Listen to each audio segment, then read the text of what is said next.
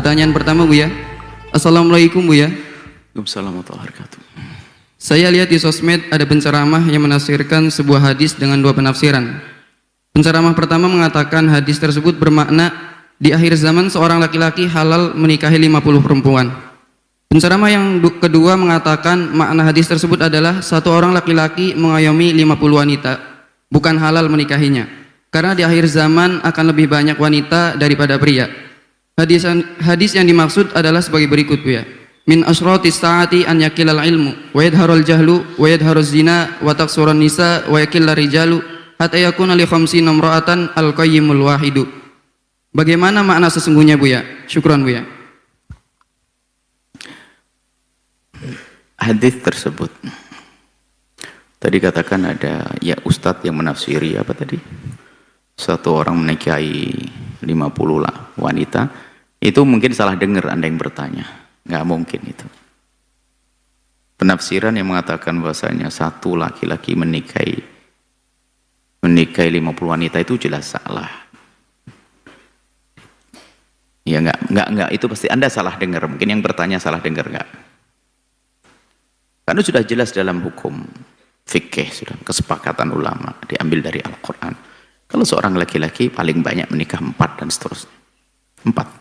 Kemudian setelah itu pun ada aturan-aturannya. Itu jelas kalau memang ada, itu salah dengar mungkin. Kalau ada ustadz ya mungkin salah baca atau salah faham atau mungkin ya salah. Karena apa? Itu bahaya urusan dengan pembahasan akidah juga. Bagaimana Al-Quran begini, ada pertentangan dengan akidah urusan fikih. Jadi insya Allah itu adalah salah dengar saja. Jadi yang kedua, itu sebenarnya hadisnya kan ada dua hadis yang mirip ya. Pertama adalah tadi sebutkan nas hadisnya min asyrati saati ya, termasuk tanda hari kiamat. Itu disebutkan bahwasanya ayurfa'al ilmu. Nah, diangkat ilmu. Jadi ilmu diangkat. Oh, kama qala Nabi sallallahu alaihi wasallam. Kemudian apa? Yafshwa az-zina, tersebar perzinaan sampai naudzubillah disebutkan pensyarah hadis sampai orang tidak malu zina di pinggir jalan, di ini naudzubillah. Itu di antaranya seperti itu. Kemudian yusrabal khamru, khamr diminum. Ini hadis Bukhari, riwayatnya seperti itu. Kemudian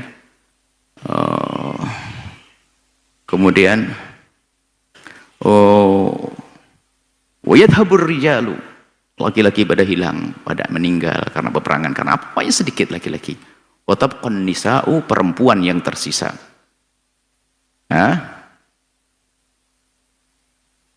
Hatta yakuna, sampai ini hadisnya mungkin dimaksud ini kan pernah kita bahas dalam kitab Riyadhus Shalihin pada beberapa waktu yang lalu. Hatta yakuna li khamsina imra'atan, sehingga bagi 50 perempuan itu adalah qayyimun wahidun. Nah, qayyim itu bukan menikahi.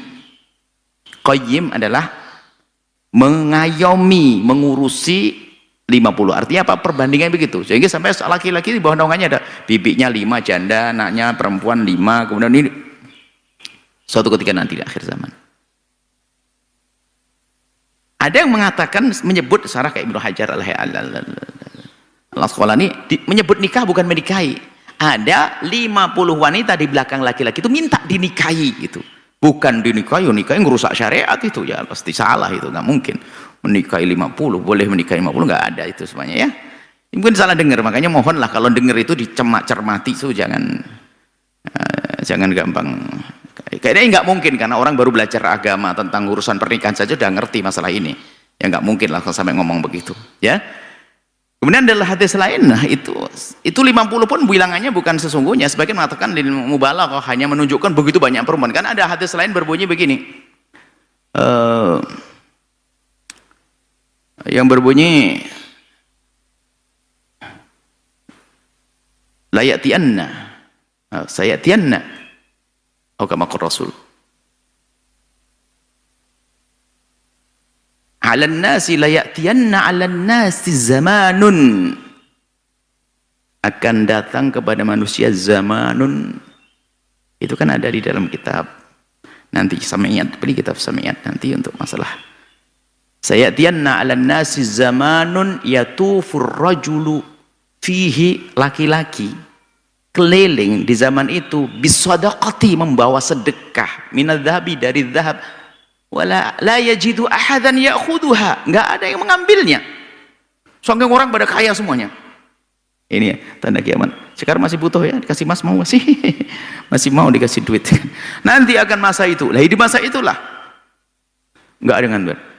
Hatta yura rajulu, sampai dilihat seorang laki-laki itu yatba'uhu, lah ini diikuti oleh arba'una imra'atan, diikuti 50 perempuan, yaludna bihi, yang di bawah naungannya. Maksudnya sampai nanti perbandingannya satu laki-laki itu ngayomi 40 perempuan. Tadi 50 min qillatir rijali wa kathratin nisa'i, karena banyaknya laki-laki dan banyaknya perempuan dan sedikitnya laki-laki. Ya, ini hadis riwayat Bukhari Muslim. Ini para ulama menjelaskan dulu, apakah bertentangan? Oh enggak, ini hadis enggak bertentangan. Hadis ini maksudnya akhirnya para ulama mengatakan mubalaghah, maksudnya banyak sekali perempuan. Bisa jadi benar, sebab yang 40 dengan 50 enggak bertentangan, karena 40 masuk 50. Yang jelas tidak ada yang mengatakan bahwasanya boleh nikahi 40, ini kacau, ini berantakan agama ini. Enggak ada itu. Macam 40, nanti satu orang nikahi 40. Subhanallah. Enggak, itu mungkin salah dengar, jangan. Enggak mungkin deh, kalau orang belajar fikih ringan saja bakal ngerti, enggak mungkin itu semuanya. Sudah jelas pembahasan fikih begini-begini. Dan agama Nabi Muhammad sampai akhir zaman enggak ada nabi baru lagi yang akan merubahnya. Sudah jelas. Enggak akan ada perubahan, pasti salah dengar. Mohonlah. Makanya kalau dengar YouTube tuh harus pelan-pelan, jangan langsung main potong-potong ini langsung simpulkan. Ya enggak mungkin lah. Anak santri baru belajar babun nikah itu berapa ini? Boleh nikah itu sudah jelas, nggak akan mungkin itu semua. Belum lagi nanti kita bahas masalah akidah, masalah fikih secara luas, nggak ada.